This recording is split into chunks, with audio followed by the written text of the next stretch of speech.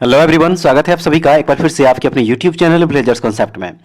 तो फ्रेंड्स, जैसा कि आप लोग जानते हैं कि अभी हम लोग रुक्मिणी पब्लिकेशन यानी कि प्लेटफॉर्म के द्वारा जो model practice set book launch किया गया है Bihar SSC second inter level vacancy के लिए, जिसमें कि देखिए टोटल 20 मॉडल प्रैक्टिस सेट इस बुक में दिया हुआ है। तो इस क्रम में आज हम लोग देखने जा रहे हैं इस बुक का टेस्ट सीरीज नंबर 3। ठीक है, तीसरा मॉडल प्रैक्टिस सेट जो है आज हम लोग इसका कवर करने जा रहे हैं। और इससे पहले हम लोग इस बुक का 2 मॉडल प्रैक्टिस सेट 1 और 2 ऑलरेडी कवर कर चुके हैं। तो अगर आप लोग वो वीडियो नहीं देखे हैं तो इस वीडियो के डिस्क्रिप्शन में उस दोनों वीडियो का लिंक दे दिया जाएगा, यहाँ से आप लोग देख लीजिएगा। और अगर आप लोगों को इसका पीडीएफ चाहिए तो हमारे टेलीग्राम चैनल से जुड़ जाइए, वहाँ से इसका पीडीएफ भी आप लोगों को रिवीजन करने के लिए मिल जाएगा। ठीक है फ्रेंड्स, तो चलिए शुरू करते हैं आज का सेशन। लेकिन उससे पहले अगर आप लोग हमारे चैनल पर नए विजिट करेंगे तो प्लीज़ इस चैनल को सब्सक्राइब कर लीजिएगा और बगल में बेल आइकन होगा, उसको प्रेस करना बिल्कुल मत भूलिएगा। वीडियो अगर अच्छी लगे तो एक लाइक जरूर कर दीजिएगा और अपने दोस्तों में भी इसको शेयर जरूर कीजिएगा। तो चलिए शुरू करते हैं आज का सेशन और देखते हैं टेस्ट सीरीज 3 का यहाँ पे पहला क्वेश्चन क्या कह रहा है। तो क्वेश्चन नंबर फर्स्ट यहाँ पे है कि भारतीय पैरा एथलीटों ने चीन के हांगझू में आयोजित एशियाई पैरा खेलों में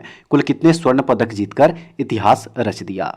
तो देखिए इस क्वेश्चन का राइट आंसर हो जाएगा यहाँ पे टोटल 29 स्वर्ण जो है जीता गया था भारत की तरफ से। ठीक है, भारतीय पैरा एथलीटों की तरफ से। ऑप्शन नंबर डी इस क्वेश्चन का यहाँ पे करेक्ट आंसर हो जाएगा। देखिए बात करें अगर इसमें टोटल पदक की, तो भारत ने इसमें टोटल 111 पदक जीते थे। ठीक है, टोटल 111 पदक, जिसमें कि 29 स्वर्ण था, 31 रजत और 55 कांस्य पदक। तो ऑप्शन नंबर डी इस क्वेश्चन का यहाँ पे करेक्ट आंसर हो जाएगा। उसके बाद नेक्स्ट क्वेश्चन जो दिया हुआ है कह रहा है इसमें कि भारतीय मूल की किस लेखिका को ब्रिटिश एकेडमी बुक प्राइज 2023 प्रदान किया गया है। तो यह प्रदान किया गया है नंदिनी दास को। ठीक है, किसको प्रदान किया गया है? नंदिनी दास को प्रदान किया गया है। और उनकी पुस्तक जो है courting India, England, Mughal India and the origins of empire के लिए यह पुरस्कार प्रदान किया गया है। याद रखिएगा, ऑप्शन नंबर ए हो जाएगा इस क्वेश्चन का यहाँ पे करेक्ट आंसर। उसके बाद जो नेक्स्ट क्वेश्चन यहाँ पे दिया हुआ है क्वेश्चन नंबर 3 कह रहा है इसमें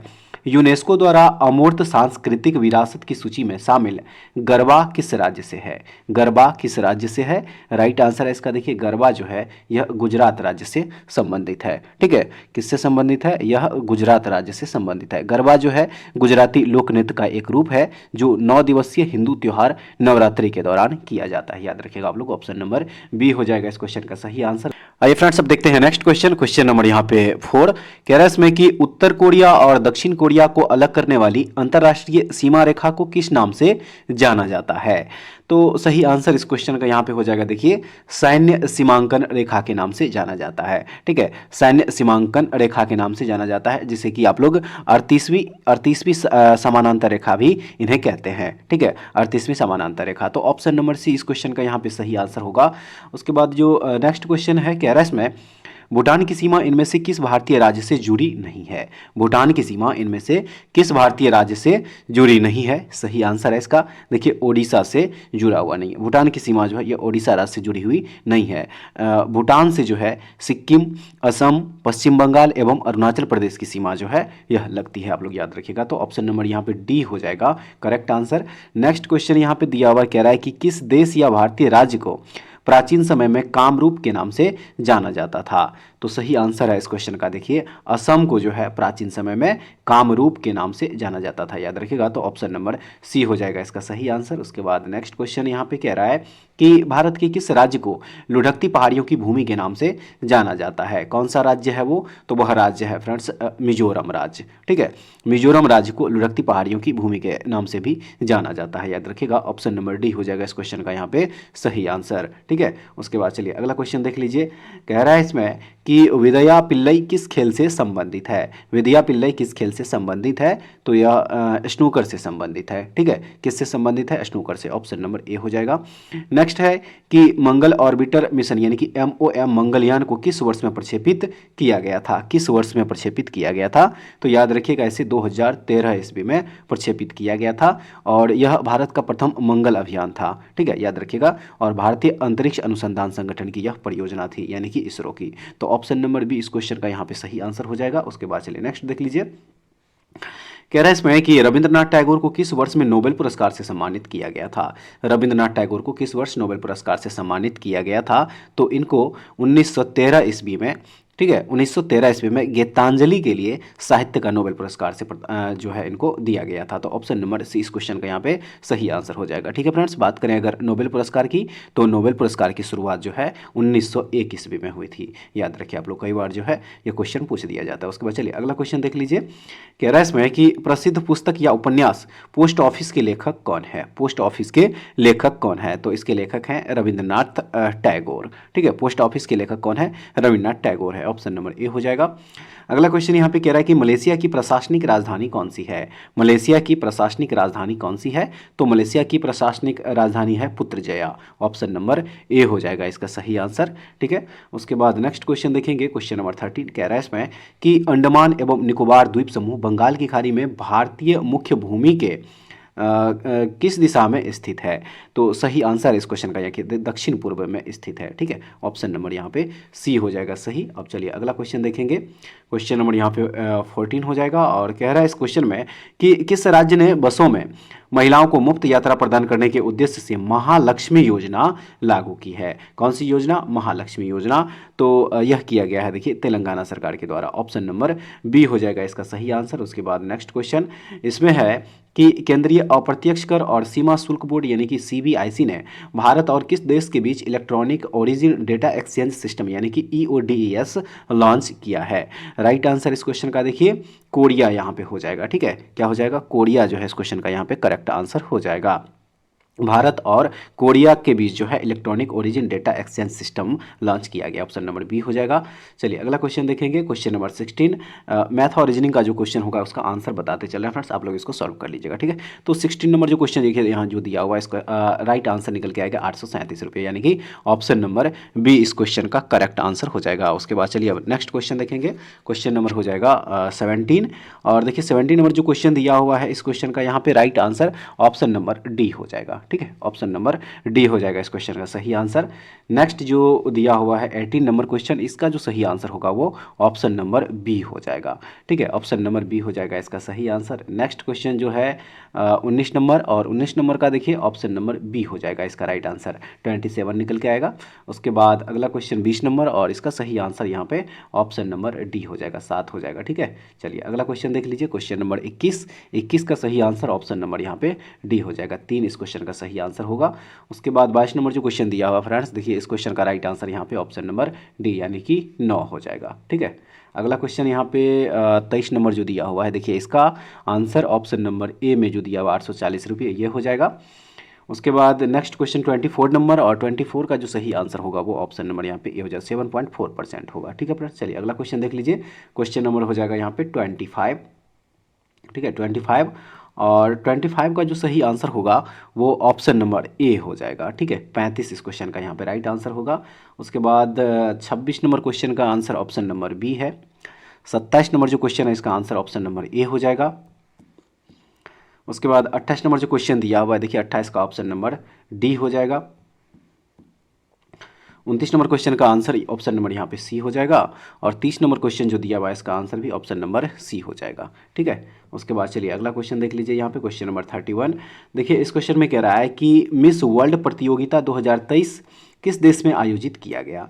मिस वर्ल्ड प्रतियोगिता 2023 किस देश में आयोजित किया गया? तो इसका जो आयोजन हुआ था वह भारत देश में हुआ था। क्या? ठीक है, कहाँ पे हुआ था? भारत में हुआ था। ऑप्शन नंबर ए इस क्वेश्चन का यहाँ पे करेक्ट आंसर हो जाएगा। चलिए अगला क्वेश्चन देख लीजिए। क्वेश्चन नंबर यहाँ पे 32 हो जाएगा और इस क्वेश्चन में कह रहा है कि वह हड़प्पा कालीन नगर जिसका प्रतिनिधित्व लोथल का पुरातत्व स्थल करता है किस नदी तट पर स्थित है? किस नदी के तट पर स्थित है? तो यह स्थित है भोगवा नदी के तट पर, याद रखिएगा। ऑप्शन नंबर डी हो जाएगा इस क्वेश्चन का यहाँ पे सही आंसर। बात करें हड़प्पा कालीन नगर लोथल की तो यह वर्तमान में गुजरात के अहमदाबाद जिले में स्थित है और लोथल जो है यह 1954 ईस्वी में रंगनाथ राव के द्वारा खोजा गया था। कब खोजा गया था? 1954 ईस्वी में। किसके द्वारा? तो रंगनाथ के द्वारा। ठीक है, रंगनाथ के द्वारा 1954 ईस्वी में। चलिए अगला क्वेश्चन देख लीजिए। क्वेश्चन नंबर 33 कह रहा है इस क्वेश्चन में कि भारतीय राष्ट्रीय कांग्रेस ने पहला असहयोग आंदोलन किस वर्ष में शुरू किया था? किस वर्ष में शुरू किया था? राइट आंसर है इसका 1920 ईस्वी में। भारतीय राष्ट्रीय कांग्रेस ने पहला असहयोग आंदोलन 1920 ईस्वी में शुरू किया था और असहयोग आंदोलन के समय गांधी जी ने कैसर ए हिंद की उपाधि वापस कर दी थी और चौरा चौरी घटना के बाद गांधी जी ने 12 फरवरी 1922 ईस्वी को असहयोग आंदोलन की समाप्ति घोषणा कर दी थी, याद रखिएगा। तो ऑप्शन नंबर सी हो जाएगा इसका सही आंसर। उसके बाद बाद नेक्स्ट क्वेश्चन यहाँ पे है कि महात्मा गांधी जब द्वितीय गोलमेज सम्मेलन सभा में भाग लेने लंदन गए थे तो कहाँ ठहरे थे? तो कहाँ ठहरे थे? राइट आंसर है किंग्सले हॉल में ठहरे थे वो, ठीक है। ऑप्शन नंबर ए हो जाएगा इसका राइट आंसर इस क्वेश्चन का। उसके बाद अगला क्वेश्चन है कि आज़ाद हिंद फौज दिवस किस तिथि को मनाया गया था? आज़ाद हिंद फौज दिवस किस तिथि को मनाया गया था? तो यह मनाया गया था 12 नवंबर 1945 ईस्वी को। आज़ाद हिंद फौज दिवस जो है यह 12 नवंबर 1945 ईस्वी को मनाया गया था, याद रखिएगा। ऑप्शन नंबर बी हो जाएगा। नेक्स्ट क्वेश्चन में कह रहा है कि निम्नलिखित में से नृत्य का शास्त्रीय रूप कौन सा है? निम्नलिखित में से नृत्य का शास्त्रीय रूप कौन सा है? तो वह हो जाएगा यहाँ पे देखिए मणिपुरी। मणिपुरी नृत्य एक शास्त्रीय नृत्य है जो कि मणिपुर से संबंधित है। तो ऑप्शन नंबर ए हो जाएगा इस क्वेश्चन का यहाँ पे करेक्ट आंसर। चलिए अगला क्वेश्चन देख लीजिए। क्वेश्चन नंबर हो जाएगा 37, ठीक है। क्वेश्चन नंबर 37 और कह रहा है इस क्वेश्चन में कि किस भारतीय राज्य में सामाजिक उत्सव छपार मेला आयोजित किया जाता है? छपार मेला आयोजित किया जाता है किस राज्य में? तो यह होता है देखिए पंजाब राज्य में, ठीक है। छपार मेला जो है यह पंजाब राज्य में आयोजित किया जाता है, आप लोग याद रखिएगा। ऑप्शन नंबर डी इस क्वेश्चन का यहाँ पे करेक्ट आंसर हो जाएगा। आइए अब देखते हैं नेक्स्ट क्वेश्चन। क्वेश्चन नंबर 38 कह रहा है इसमें पश्चिमी तटीय मैदान के विभाजन के संदर्भ यहाँ पे में हो जाएगा संदर्भ में निम्नलिखित में से कौन सा युग्म सही सुमेलित नहीं है? कौन सा युग्म है जो कि सही सुमेलित नहीं है? तो देखिए यहाँ जो केरल कोरोमंडल तट दिया हुआ यह बिल्कुल सही सुमेलित नहीं होगा। यहाँ पे केरल कोरोमंडल तट नहीं, यहाँ पे बल्कि मालाबार तट होगा, ठीक है। क्या हो जाएगा यहाँ पे? मालाबार तट हो जाएगा, याद रखिए मालाबार तट होगा। तो ऑप्शन नंबर बी इस क्वेश्चन का यहाँ पे सही आंसर होगा। चलिए अगला क्वेश्चन देखते हैं। इसमें है कि भारत में पहली कपड़ा मिल कहाँ संचालित हुई थी? भारत में पहली कपड़ा मिल कहाँ संचालित हुई थी? तो यह हुई थी बॉम्बे में, ठीक है। भारत में पहली कपड़ा मिल बॉम्बे में संचालित हुई थी, याद रखिएगा। ऑप्शन नंबर डी हो जाएगा सही आंसर। उसके बाद अगला क्वेश्चन जो दिया हुआ है इसमें है कि निम्नलिखित समस्याओं में से कौन सी समस्याएं भारतीय अर्थव्यवस्था से निरंतर रूप से जुड़ी हुई है? कौन सी वो समस्याएं हैं? तो वो हो जाएगा यहाँ पे देखिए उपरोक्त में से सभी, यानी कि मुद्रास्फीति, राजकोषीय घाटा और चालू खाता घाटा। तो ऑप्शन नंबर डी हो जाएगा इसका सही आंसर। अगला क्वेश्चन जो दिया हुआ है कह रहा है इस क्वेश्चन में कि निम्न में से किसे म्यूनिक समझौता में शामिल नहीं किया गया था? म्यूनिक समझौता में शामिल नहीं किया गया था, किसे नहीं शामिल किया गया था? राइट आंसर है रूस को, ठीक है। रूस को जो है इसमें शामिल नहीं किया गया था, याद रखिएगा। ऑप्शन नंबर डी हो जाएगा। अगला क्वेश्चन कह रहा है कि निम्न में से अजात शत्रु के वंश का क्या नाम था? अजात शत्रु के वंश का नाम क्या था? सही आंसर इस क्वेश्चन का ऑप्शन नंबर यहाँ पे डी हो जाएगा। देखिए हर्यक वंश से संबंधित थे अजात शत्रु, ठीक है। हर्यक वंश के और बात करें देखिए हर्यक वंश की, तो इसके जो संस्थापक थे वह थे बिंबिसार, ठीक है। इसके संस्थापक कौन थे? बिंबिसार थे हर्यक वंश के संस्थापक। तो ऑप्शन नंबर डी हो जाएगा इसका सही आंसर। आइए फ्रेंड्स अब देखते हैं अगला क्वेश्चन। क्वेश्चन नंबर 43 कह रहा है कि निम्न में से किस वंश की शासिका रानी दिद्धा थी? सही आंसर है उत्पल वंश की, ठीक है। रानी दिद्धा जो है यह उत्पल वंश की एक महत्वाकांक्षी शासिका थी। ऑप्शन नंबर डी हो जाएगा इसका करेक्ट आंसर। अगला क्वेश्चन जो दिया हुआ है इसमें कह रहा है कि भारतीय उपमहाद्वीप में लौह का सर्वप्रथम साहित्यिक संदर्भ किसमें मिलता है? किसमें मिलता है? तो यह मिलता है यजुर्वेद में। ऑप्शन नंबर बी जो दिया हुआ है, ठीक है। उसके बाद चलिए अगला क्वेश्चन देख लीजिए। कह रहा है कि माजुली द्वीप जो दुनिया का सबसे बड़ा नदी डेल्टा है कहाँ स्थित है? यह कहाँ स्थित है? तो यह स्थित है असम में, भारतीय राज्य असम। ऑप्शन नंबर ए हो जाएगा इस क्वेश्चन का यहाँ पे सही आंसर। उसके बाद नेक्स्ट क्वेश्चन, क्वेश्चन नंबर 46 का सही आंसर यहाँ पे ऑप्शन नंबर बी हो जाएगा। 2/13 इस क्वेश्चन का राइट आंसर होगा, ठीक है। नेक्स्ट यहाँ पे 47 नंबर का जो आंसर होगा वो ऑप्शन नंबर यहाँ पे सी हो जाएगा। चलिए अगला क्वेश्चन देखते हैं। यहाँ पे क्वेश्चन नंबर 48 का जो सही आंसर होगा वो ऑप्शन नंबर यहाँ पे बी हो जाएगा। एक इस क्वेश्चन का करेक्ट आंसर होगा, ठीक है। उसके बाद चलिए नेक्स्ट क्वेश्चन देखेंगे। नेक्स्ट यहाँ पे देखिए क्वेश्चन नंबर हो जाएगा 49 और 49 जो क्वेश्चन है इसका सही आंसर यहाँ पे ऑप्शन नंबर डी हो जाएगा 11/5। 50 नंबर क्वेश्चन का आंसर हो जाएगा ऑप्शन नंबर सी 3 इसका आंसर आएगा। नेक्स्ट है क्वेश्चन नंबर 51 का सही आंसर ऑप्शन नंबर सी हो जाएगा, ठीक है। ऑप्शन नंबर सी हो जाएगा इस क्वेश्चन का यहाँ पे करेक्ट आंसर। उसके बाद चलिए अगला क्वेश्चन देखते हैं 52 नंबर और 52 नंबर का आंसर जो होगा वो ऑप्शन नंबर ए हो जाएगा, ठीक है। ऑप्शन नंबर ए हो जाएगा इसका राइट आंसर। उसके बाद अगला क्वेश्चन, क्वेश्चन नंबर 53 और इसका सही आंसर यहाँ पे ऑप्शन नंबर बी हो जाएगा, ठीक है फ्रेंड्स। चलिए अगला क्वेश्चन देख लीजिए। 54 नंबर जो क्वेश्चन है इसका सही आंसर ऑप्शन नंबर ए हो जाएगा। 55 का ऑप्शन नंबर यहाँ पे सी हो जाएगा। उसके बाद चलिए अगला देखते हैं। 56 नंबर क्वेश्चन का सही आंसर यहाँ पे ऑप्शन नंबर सी हो जाएगा, ठीक है। ऑप्शन नंबर सी हो जाएगा इसका राइट आंसर। उसके बाद 57 नंबर जो क्वेश्चन दिया हुआ है, देखिए 57 का सही आंसर ऑप्शन नंबर यहाँ पे ए हो जाएगा, ठीक है। ऑप्शन नंबर ए हो जाएगा इस क्वेश्चन का यहाँ पे राइट आंसर। उसके बाद जो 58 नंबर का क्वेश्चन देखिए यहाँ दिया हुआ है, इसका सही आंसर यहाँ पे ऑप्शन नंबर बी हो जाएगा, ठीक है। उसके बाद नेक्स्ट यहाँ पे 59 नंबर जो क्वेश्चन है इसका सही आंसर या ऑप्शन नंबर ए हो जाएगा। चलिए फ्रेंड्स देखते हैं नेक्स्ट क्वेश्चन। क्वेश्चन नंबर यहाँ पे 60 हो जाएगा और देखिए क्वेश्चन नंबर जो 60 दिया हुआ है इस क्वेश्चन का सही आंसर यहाँ पे ऑप्शन नंबर ए हो जाएगा। ऑप्शन नंबर ए होगा इसका सही आंसर। उसके बाद अगला क्वेश्चन जो दिया हुआ है इस क्वेश्चन में कह रहा है कि उस प्रकार के मौसम की पहचान करें जो भारत के 4 मौसमों का हिस्सा नहीं है। भारत के 4 मौसमों का हिस्सा नहीं है तो वह हो जाएगा यहाँ पे देखिए दक्षिण पूर्व मानसून का मौसम।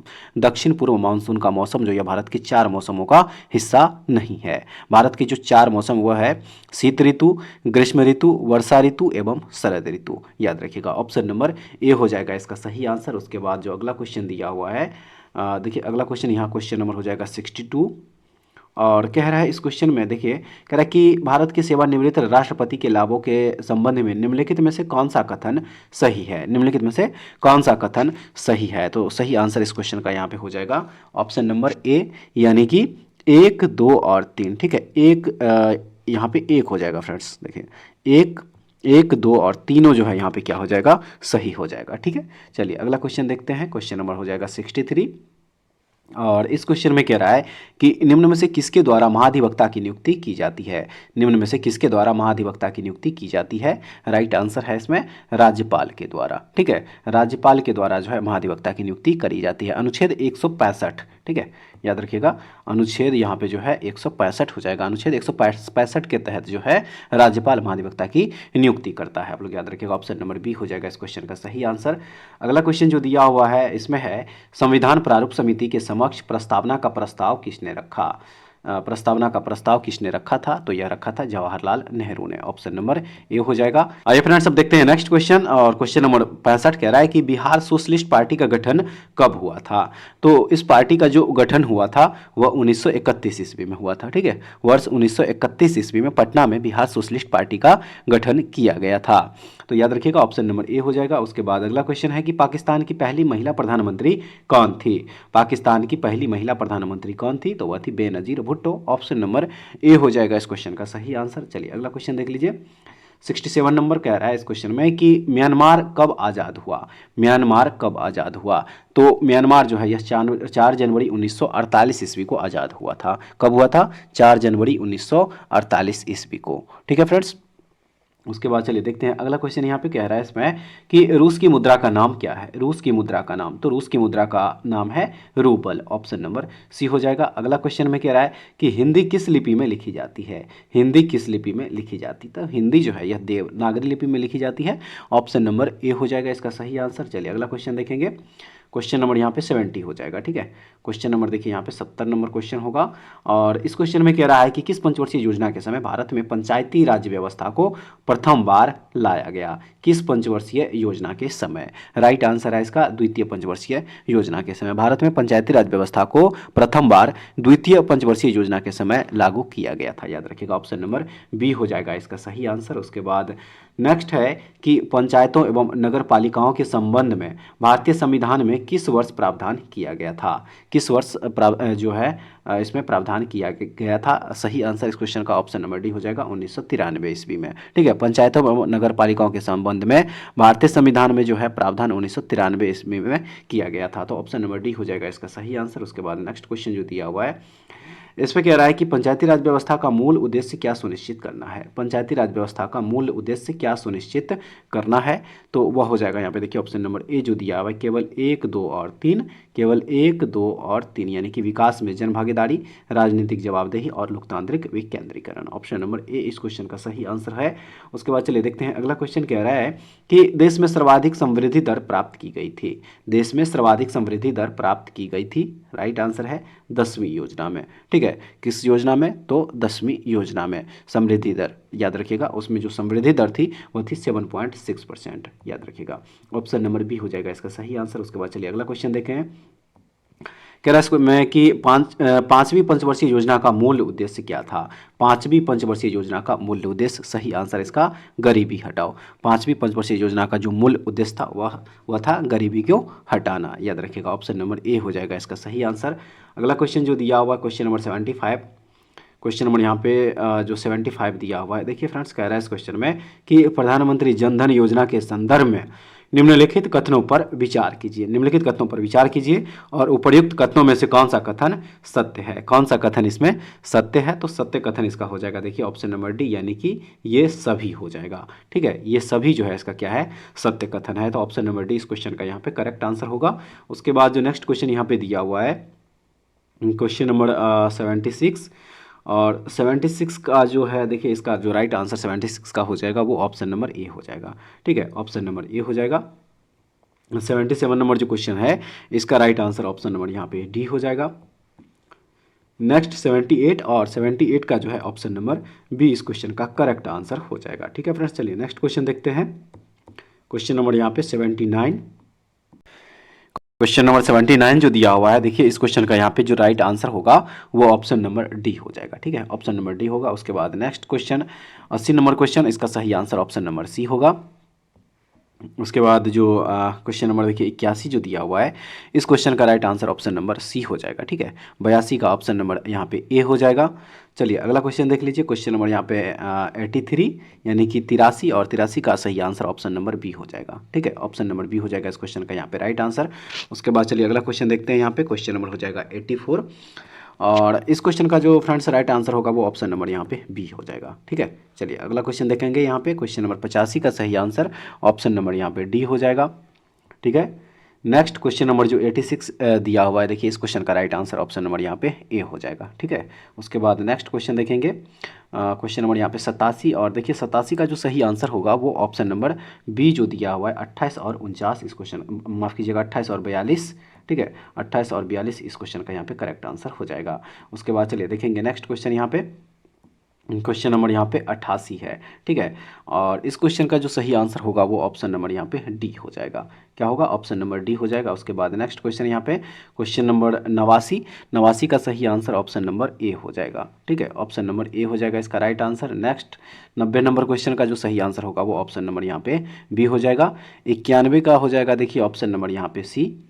ठीक है, ऑप्शन नंबर सी होगा। उसके बाद नेक्स्ट क्वेश्चन यहाँ पे 92 नंबर कह रहा है इस क्वेश्चन में कि निम्नलिखित में से किसने मिल्खा सिंह को फ्लाइंग सिक्का खिताब दिया था। फ्लाइंग सिक्का खिताब दिया था, तो यह खिताब जो है जनरल अयूब खान ने दिया था इनको। ठीक है, जनरल अयूब खान जो कि उस समय पाकिस्तान के तत्कालीन राष्ट्रपति थे, याद रखिएगा। तो ऑप्शन नंबर डी हो जाएगा इस क्वेश्चन का सही आंसर। और फ्रेंड्स एक बुक है the race of my life, जो एक पुस्तक है, यह मिल्खा सिंह की आत्मकथा है, आप लोग याद रखिएगा, the race of my life. Option number D हो जाएगा इस क्वेश्चन का यहाँ पे सही आंसर। उसके बाद जो अगला क्वेश्चन यहाँ पे दिया हुआ है कह रहा है इसमें कि 1978 से 1978-79 से ग्रामीण विकास का एक व्यापक कार्यक्रम प्रारंभ किया गया जिसका उद्देश्य ग्रामीण बेरोजगारी कम करना था। इस योजना का नाम क्या था? इस योजना का नाम क्या था? तो इस योजना का नाम था समन्वित ग्रामीण विकास कार्यक्रम, यानी कि ऑप्शन नंबर बी हो जाएगा इस क्वेश्चन का सही आंसर। उसके बाद जो अगला क्वेश्चन है कह रहा है इसमें कि भारत में गरीबी अनुमानों का आधार क्या है? भारत में गरीबी अनुमानों का आधार तो वो हो जाएगा यहाँ पे देखिए परिवार का उपयोग व्यय। ठीक है, परिवार का उपयोग व्यय जो है इस क्वेश्चन का सही आंसर होगा।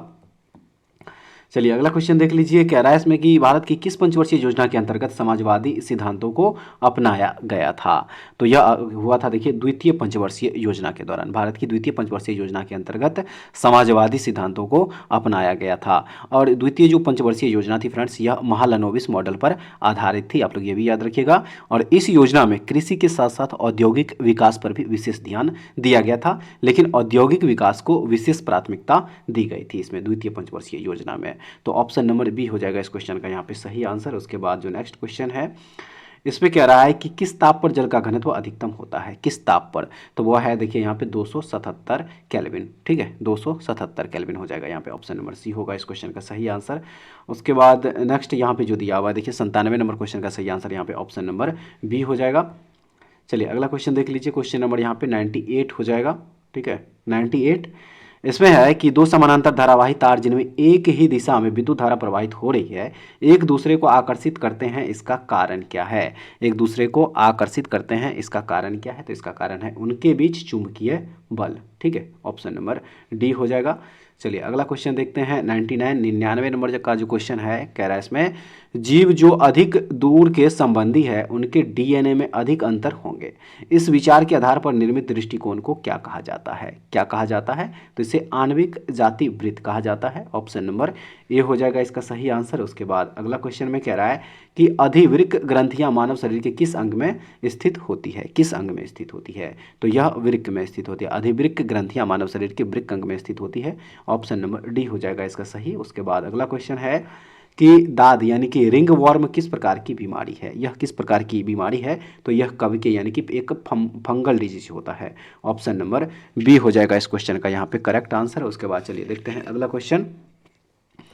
अगला क्वेश्चन यहाँ जो दिया हुआ है फ्रेंड्स, देखिए इस क्वेश्चन में कह रहा है कि साधारण नमक का रासायनिक नाम निम्नलिखित में से क्या है? साधारण नमक का रासायनिक नाम, सही आंसर है इसका देखिए सोडियम क्लोराइड जो है यह साधारण नमक का रासायनिक नाम होता है NaCl, ठीक है, NaCl, ऑप्शन नंबर सी हो जाएगा इसका सही आंसर। अगला क्वेश्चन यहाँ पे दिया हुआ है, कह रहा है इसमें कि चंद्रमा के पृष्ठ के निकट मुक्त रूप से गिरते विभिन्न द्रव्यमानों के दो पिंडों, राइट आंसर इस क्वेश्चन का यहाँ पे देखिए, दो पिंडों के वेग किसी भी क्षण समान होंगे, ऑप्शन नंबर ए हो जाएगा। अगला क्वेश्चन यहाँ पे जो दिया हुआ है, कह रहा है इसमें कि धारावाहक तार कैसा होता है? धारावाहक तार कैसा होता है? तो यह होता है देखिए न्यूट्रल, ठीक है, कैसा होता है? न्यूट्रल होता है, ऑप्शन नंबर सी हो जाएगा। उसके बाद चलिए अगला क्वेश्चन देखेंगे। देखिए अगला क्वेश्चन यहाँ क्वेश्चन नंबर यहाँ पे 105 कह रहा है इस क्वेश्चन में यौन संचालित रोग के संबंध में निम्नलिखित में से कौन सा विकल्प सही है? कौन सा विकल्प सही है? तो सही विकल्प जो होगा इस क्वेश्चन का ऑप्शन नंबर सी, यहाँ पे कथन ए और बी दोनों सही हो जाएगा, ठीक है, कथन ए और बी यहाँ पे दोनों सही हो जाएगा, ठीक है फ्रेंड्स। चलिए अगला क्वेश्चन देखते हैं। क्वेश्चन नंबर यहाँ पे 106 होगा और देखिए 106 का जो सही आंसर हो जाएगा वो ऑप्शन नंबर यहाँ पे सी हो जाएगा, ठीक है, ऑप्शन नंबर सी इस क्वेश्चन का यहाँ पे करेक्ट आंसर होगा। चलिए देखते हैं अगला क्वेश्चन यहाँ पे क्वेश्चन नंबर 107 नंबर क्वेश्चन यहाँ पे दिया हुआ है और देखिए इस क्वेश्चन का जो राइट आंसर होगा 107 का वो ऑप्शन नंबर यहाँ पे बी हो जाएगा, ठीक है, ऑप्शन नंबर बी हो जाएगा। उसके बाद जो नेक्स्ट क्वेश्चन यहाँ दिया हुआ है क्वेश्चन नंबर 108, देखिए इस 108 का जो क्वेश्चन है इसका सही आंसर यहाँ पे ऑप्शन नंबर बी हो जाएगा, ठीक है, ऑप्शन नंबर बी होगा। 109 नंबर क्वेश्चन का सही आंसर यहाँ पे ऑप्शन नंबर डी हो जाएगा। चलिए अगला क्वेश्चन देखते हैं क्वेश्चन नंबर 110 का जो सही आंसर होगा वो ऑप्शन नंबर यहाँ पे डी हो जाएगा, ठीक है, 111 का ऑप्शन नंबर बी होगा। चलिए अगला क्वेश्चन देख लीजिए क्वेश्चन नंबर जो 112 दिया हुआ है, क्वेश्चन नंबर 112 का जो सही आंसर हो जाएगा वो ऑप्शन नंबर यहाँ पे डी हो जाएगा, ठीक है, ऑप्शन नंबर डी हो जाएगा। नेक्स्ट है 113 नंबर का क्वेश्चन और इसका जो सही आंसर होगा वो ऑप्शन नंबर यहाँ पे बी हो जाएगा। 114 का ऑप्शन नंबर यहाँ पे सी हो जाएगा। उसके बाद नेक्स्ट यहाँ पे देखिए क्वेश्चन नंबर 115 का जो सही आंसर होगा वो ऑप्शन नंबर यहाँ पे बी हो जाएगा, ठीक है, ऑप्शन नंबर बी हो जाएगा इस क्वेश्चन का करेक्ट आंसर। उसके बाद चलिए नेक्स्ट क्वेश्चन देख लीजिए 116 नंबर का क्वेश्चन यहाँ पे और इसका जो सही आंसर होगा फ्रेंड्स 116 का वो ऑप्शन नंबर यहाँ पे ए हो जाएगा, ठीक है, ऑप्शन नंबर ए हो जाएगा। नेक्स्ट है 117 नंबर और इसका जो राइट आंसर होगा वो ऑप्शन नंबर ए हो जाएगा। 118 नंबर क्वेश्चन का सही आंसर ऑप्शन नंबर ए है। 119 नंबर क्वेश्चन देखिए यहाँ जो दिया हुआ है 119 नंबर और तो इस क्वेश्चन का जो सही आंसर हो जाएगा वो ऑप्शन नंबर यहाँ पे ए हो जाएगा, ठीक है, ऑप्शन नंबर ए हो जाएगा इसका राइट आंसर।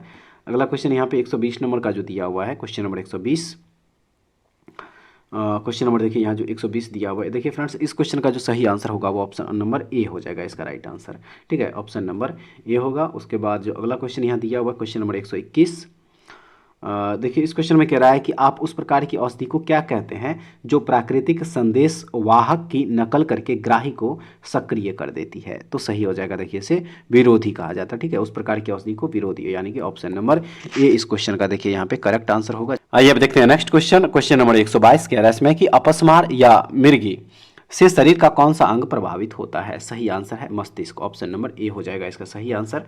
नेक्स्ट क्वेश्चन है कि डीएनए के एकल क्षारक युग्म के परिवर्तन को क्या कहते हैं?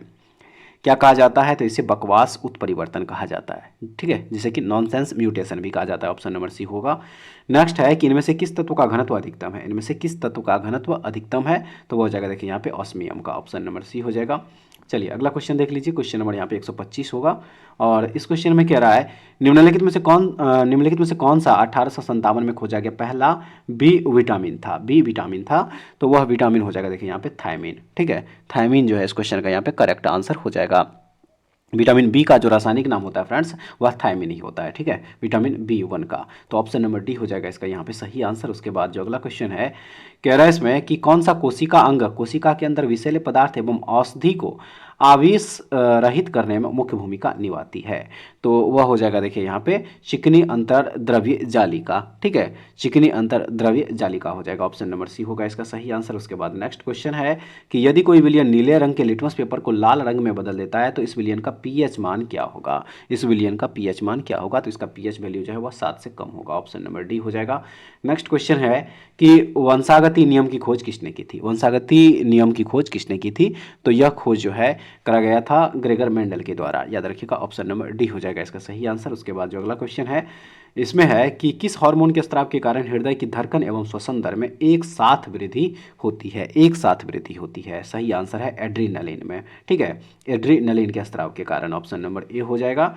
चलिए अगला क्वेश्चन देख लीजिए, कह रहा है कि निम्नलिखित में से कौन सा पदार्थ ऊर्ध्वपातन की प्रक्रिया से गुजरता है, निम्नलिखित में से कौन सा पदार्थ ऊर्ध्वपातन की प्रक्रिया से गुजरता है। तो वो हो जाएगा यहाँ पे देखिए आयोडीन, ऑप्शन नंबर सी हो जाएगा सही आंसर। उसके बाद नेक्स्ट क्वेश्चन है कि मानवों में जैव प्रक्रियाओं का नियंत्रण और नियमन होता है। राइट आंसर है देखिए तंत्रिका और अंतःस्रावी तंत्रों से, ऑप्शन नंबर डी हो जाएगा इसका सही आंसर। उसके बाद जो अगला क्वेश्चन है कह रहा है इसमें कि अन्योन्य प्रेरकत्व का मात्रक क्या है, अन्योन्य प्रेरकत्व का मात्रक। तो इसका मात्रक हो जाएगा देखिए यहाँ पे हेनरी, ऑप्शन नंबर सी होगा। नेक्स्ट क्वेश्चन यहाँ पे है कि निम्न प्रजातियों में किसमें एक परमाणु की ऑक्सीकरण संख्या +6 है। तो वो हो जाएगा यहाँ पे देखिए ऑप्शन नंबर डी इस क्वेश्चन का यहाँ पे क्या हो जाएगा, करेक्ट आंसर हो जाएगा, ठीक है फ्रेंड्स। चलिए अगला क्वेश्चन देखेंगे, क्वेश्चन नंबर यहाँ पे 134 हो जाएगा, ठीक है। क्वेश्चन नंबर यहाँ पे देखिए 134 कह रहा है इस क्वेश्चन में समुद्री तट के सहारे कोहरे के निर्माण का कारण क्या है, समुद्री तट के सहारे कोहरे के निर्माण का कारण क्या है। तो इसका कारण हो जाएगा यहाँ पे अभिवहन हो जाएगा, ठीक है, क्या हो जाएगा, अभिवहन हो जाएगा, ऑप्शन नंबर ए होगा।